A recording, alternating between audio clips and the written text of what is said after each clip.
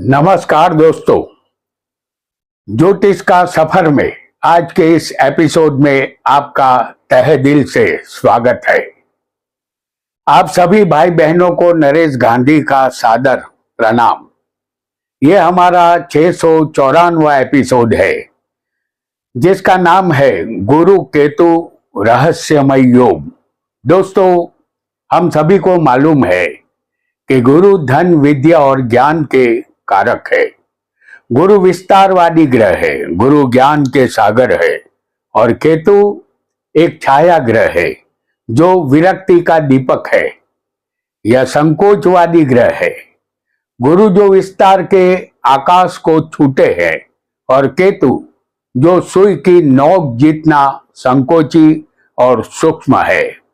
जब दोनों एक साथ किसी भाव में बैठते हैं तो वहां एक अनोखा परिणाम जन्म लेता है।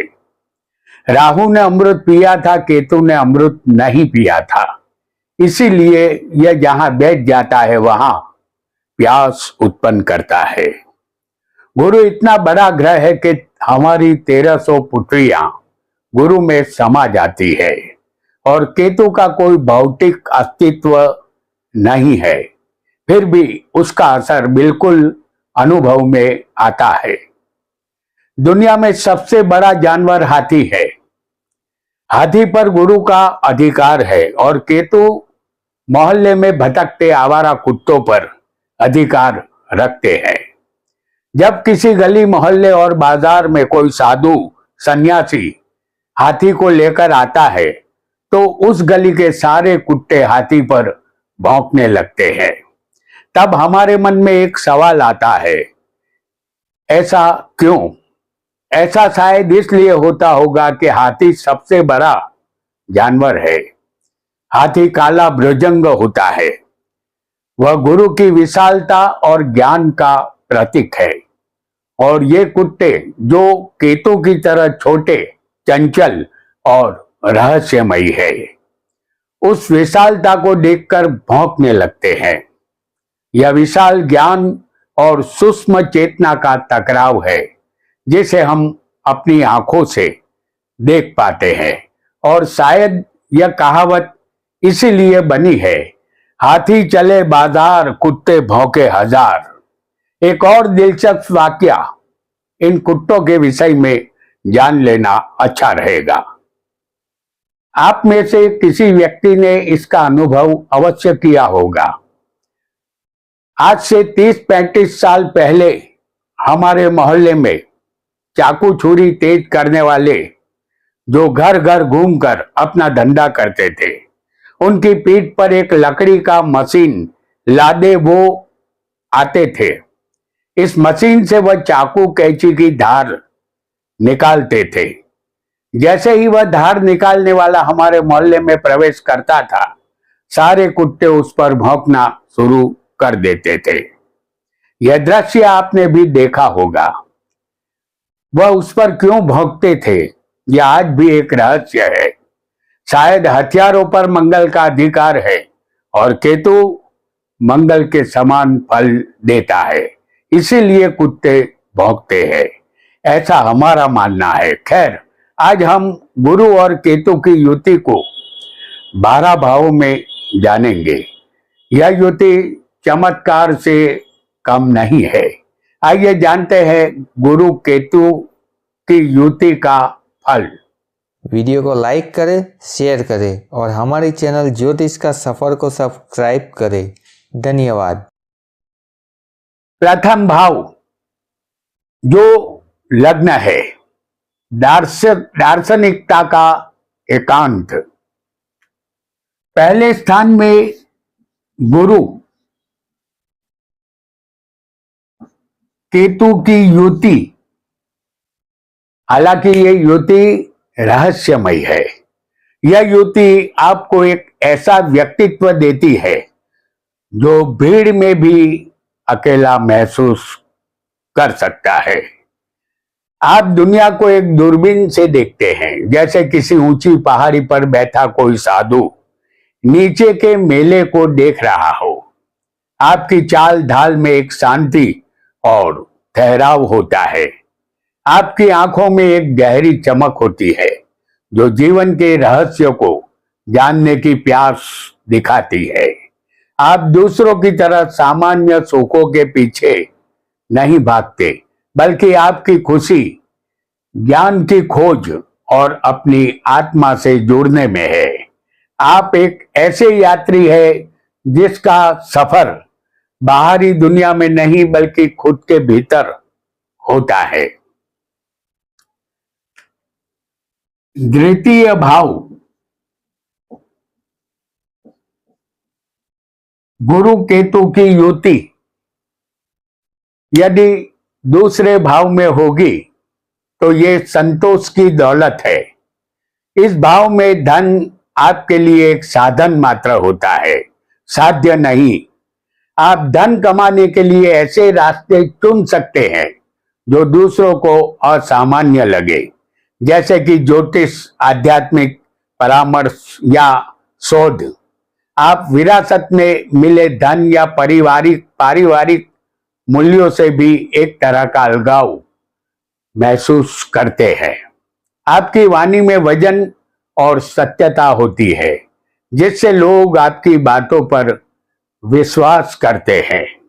आप सोने की बजाय ज्ञान को अपनी सबसे बड़ी दौलत मानते हैं और आपका सबसे बड़ा बैंक आपके भीतर का संतोष है।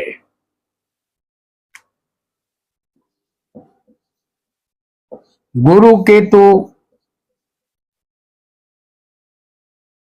पराक्रम भाव कलाकार की उड़ान है ये।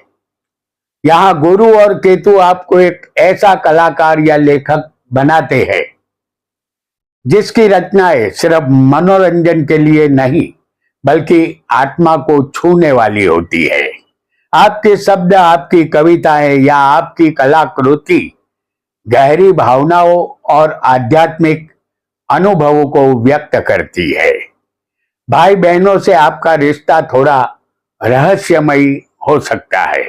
आप अपने पराक्रम का उपयोग भौतिक लाभ के लिए नहीं बल्कि दुनिया में ज्ञान और सकारात्मकता फैलाने के लिए करते हैं। आपकी छोटी यात्राएं भी किसी तीर्थ यात्रा से कम नहीं होती।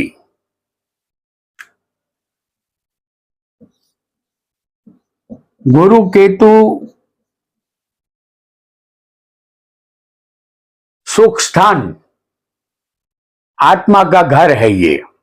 इस भाव में आपका घर सिर्फ ईंटों और सीमेंट का बना हुआ नहीं होता, बल्कि यह आपकी आत्मा का मंदिर होता है।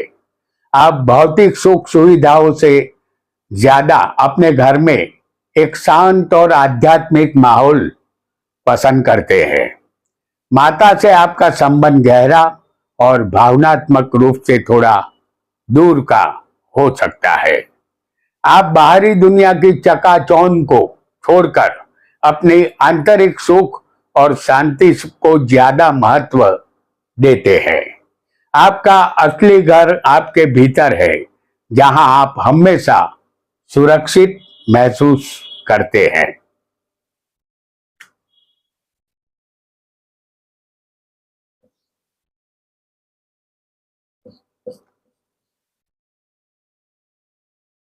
पंचम भाव शिक्षा का है, विद्यार्थी का वैराग्य।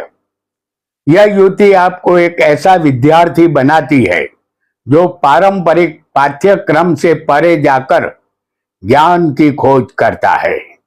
आप ज्योतिष, तंत्र मंत्र या किसी प्राचीन विद्या में गहरी रुचि रख सकते हैं। प्रेम संबंधों में आप एक सामान्य साथी की बजाय एक गुरु या आध्यात्मिक साथी की तलाश करते हैं। संतान से आपका संबंध गहरा और आध्यात्मिक हो सकता है, जहां आप उन्हें दुनियावी चीजों से ज्यादा आध्यात्मिक मूल्यों की शिक्षा देते हैं।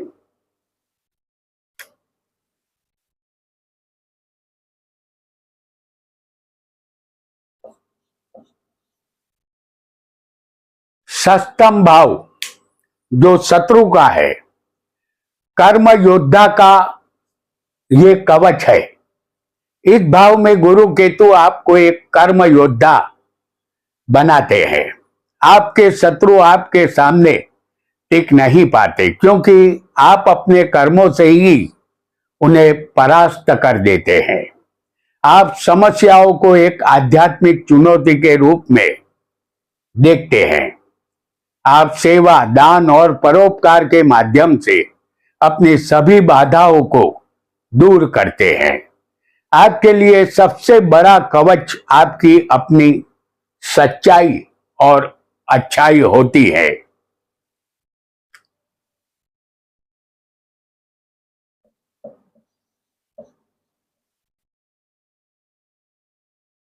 सप्तम भाव विवाह का है। ये दो आत्माओं का मिलन है। यहां विवाह सिर्फ एक सामाजिक बंधन नहीं, बल्कि दो आत्माओं का मिलन होता है। आप अपने जीवन साथी में एक गुरु या आध्यात्मिक मार्गदर्शक देखते हैं। आपके रिश्ते में सामान्य प्यार मोहब्बत से बढ़कर एक गहरा और आध्यात्मिक जुड़ाव होता है। यह युति वैवाहिक जीवन में कुछ दूरी या अलगाव ला सकती है, लेकिन यह दूरी भावनात्मक नहीं, बल्कि व्यक्तिगत विकास और आध्यात्मिक यात्रा के लिए होती है।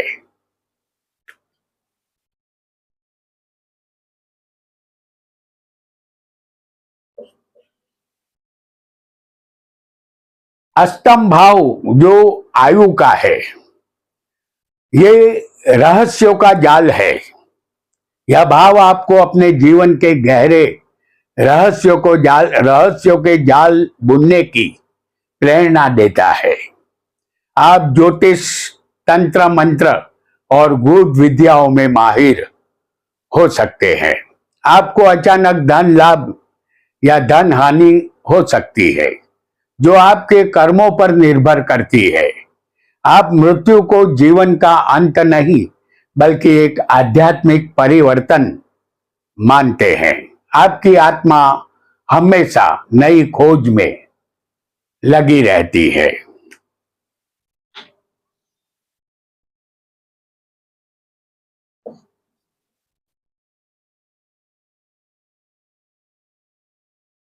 नवम भाव भाग्य का होता है। भाग्य का ये आध्यात्मिक रास्ता है। आपका भाग्य पारंपरिक तरीकों से नहीं, बल्कि आपके आध्यात्मिक गुरु के मार्गदर्शन और आपकी धार्मिक यात्राओं से बनता है। आप किसी भी धर्म के नियमों का पालन करने की बजाय अपनी आत्मा की आवाज सुनते हैं। आपकी यात्राएं भी किसी मंदिर या तीर्थ स्थान तक सीमित नहीं होती, बल्कि वे आपके भीतर की यात्राएं होती है।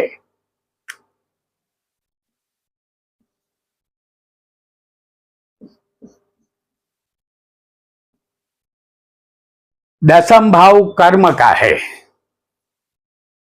ये एक योगी का मार्ग है। इस भाव में आपका कर्म सिर्फ पैसा कमाने का जरिया नहीं होता, बल्कि यह आपका धर्म होता है। आप समाज सेवा, शिक्षा या किसी आध्यात्मिक क्षेत्र से जुड़कर अपनी पहचान बनाते हैं। आप अपनी सफलता को भौतिक उपलब्धि के बजाय दूसरों के जीवन में किए गए सकारात्मक बदलावों से मापते हैं। आपका काम ही आपकी पूंजा होता है।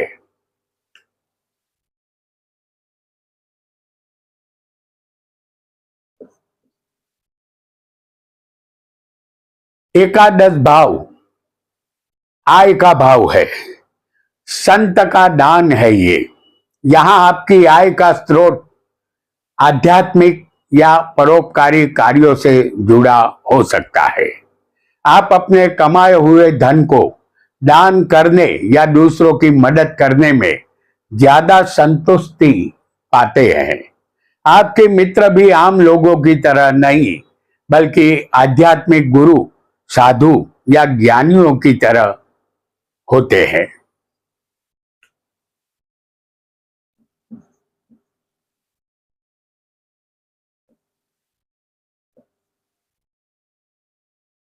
द्वादश भाव ये मोक्ष का भाव होता है।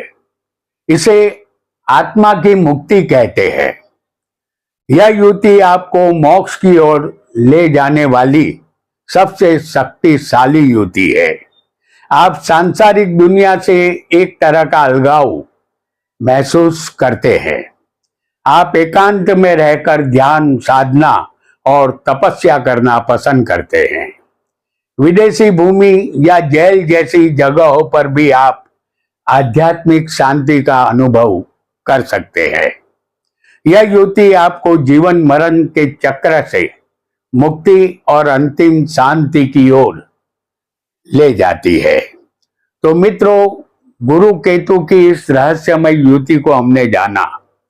ये युति जहां भी होती है वहां साधारणता नहीं रहती। यह युति हर भाव को रहस्य और गहराई से भर देती है।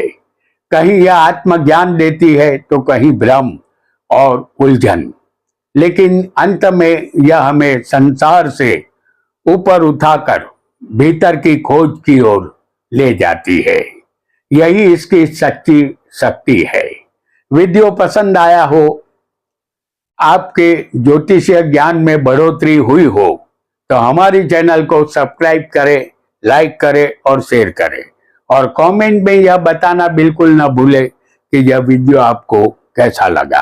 आपका बहुत बहुत धन्यवाद, धन्यवाद, धन्यवाद।